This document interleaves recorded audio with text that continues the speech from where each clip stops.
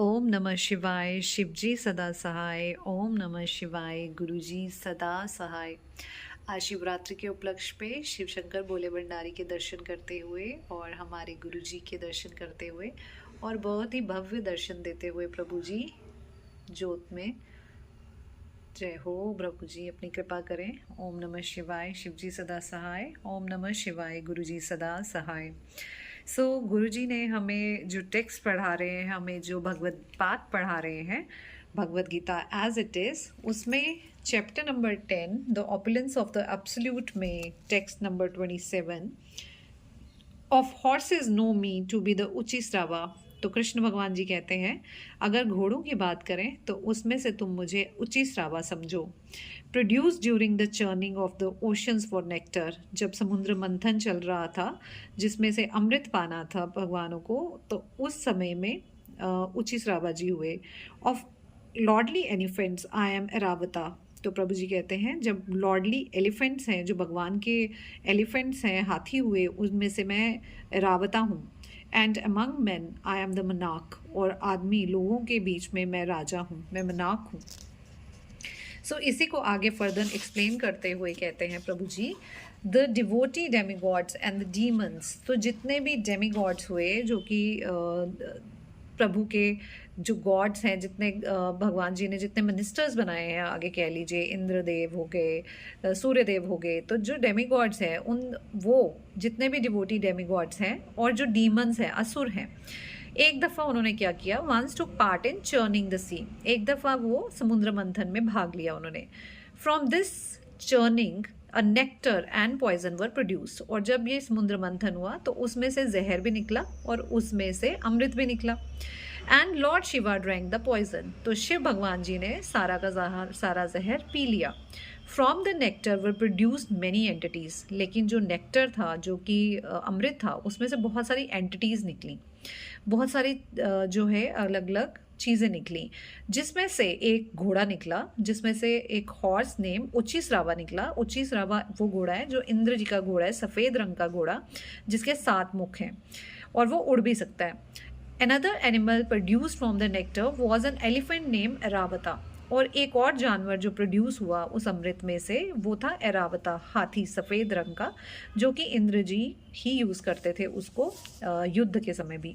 So because these two animals were produce from the nectar, और क्योंकि ये दोनों जानवर ही उस नेक्टर, उस अमृत से निकले थे, दे हैव स्पेशल सिग्निफिकेंस। तो इनका बहुत ज़्यादा महत्व है। And they are representative of Krishna, और वो कृष्ण भगवान जी को ही रिप्रेजेंट करते हैं, दिखाते हैं। Among the human being the king is the representative of Krishna. और अगर हम ह्यूमन बीइंग की बात करें, लोगों की बात करें, तो जो राजा होते थे वो कृष्ण भगवान जी को आप कह सकते हैं रिप्रेजेंट करते थे, क्योंकि कृष्ण भगवान जी भी मेंटेनर हैं इस यूनिवर्स के, इस यूनिवर्स को उन्होंने ही बनाया है। And the kings who are appointed on account of their godly qualifications are maintainer of their kingdoms. इसी तरह से जो राजा अपॉइंट होते थे अपनी गॉडली क्वालिफिकेशन की वजह से, जो किंगडम के राजा बनाए जाते थे, वो भी अपने किंगडम को मेंटेन करते थे। So kings like Maharaja Yudhishthira, Maharaja Parikshit and lord Rama were all highly righteous kings. तो परमात्मा कहते हैं कि जैसे कि युधिष्ठिर जी हुए या परीक्षित जी हुए या राम भगवान जी हुए, ये सभी राइटियस किंग्स थे। इन सब ने जो है अपना बहुत अच्छे से अपना पूरा किंगडम को चलाया, अपने राज्य को चलाया, और हमेशा लोगों की भलाई के लिए काम किया। वो always thought for the citizens' welfare. In Vedic literature, the king is considered to be the representative of God. अगर हम वैदिक लिटरेचर की बात करें तो राजा रिप्रेजेंट करता है भगवान को। In this age however with the corruption of the principle of religion, लेकिन इस युग में क्योंकि करप्शन चल रही है और प्रिंसिपल, रिलीजियस प्रिंसिपल्स भी जो है वो करप्ट हो रहे हैं, सो मनाकी सिस्टम जो है वो डिके हो गया है, ठीक है, राजा रानी वाला सिस्टम जो है वो ख़त्म हो गया है, एंड फाइनली एबॉलिश्ड, पूरी तरह से मिट चुका है। So it is to be understood that in the past however people were were more happy under righteous kings. तो ये चीज़ तो मानने वाली है कि पुराने ज़माने में जब राइटियस किंग्स होते थे, राम जी का समय था या युधिष्ठिर जी का समय था, तो लोग बहुत खुश थे, प्रजा उनसे बहुत ज़्यादा खुश थी। और इसी तरह से अगर कोई भी राजा हमारा जो होता है, जो राइटियस किंग होता है, जैसे मोदी के राज में भी हम सभी लोग बहुत खुश हैं, प्रसन्न हैं, क्योंकि लोगों की भलाई के कार्य हो रहे हैं। तो ऐसे जो लोग होते हैं या इस तरह के जो राजा होते हैं, वो रिप्रेजेंट करते हैं, हमारे देवी देवताओं को रिप्रेजेंट करते हैं, उनका पूजा पाठ करते हैं, उनमें श्रद्धा रखते हैं, तो कृष्ण जी को वो संबोधित करते हैं।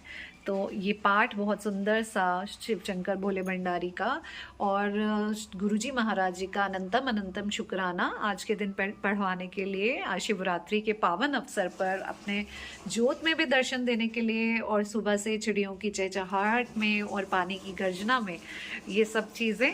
और अनंतम अनंतम शुक्राना प्रभु ऐसा समा बांधने के लिए। सबको महाशिवरात्रि की बहुत बहुत शुभकामनाएं। ओम नमः शिवाय। शिवजी सदा सहाय। ओम नमः शिवाय। गुरुजी सदा सहाय। सदा सदा सहाय। परमात्मा अपनी कृपा ऐसे ही बरसाते रहिए।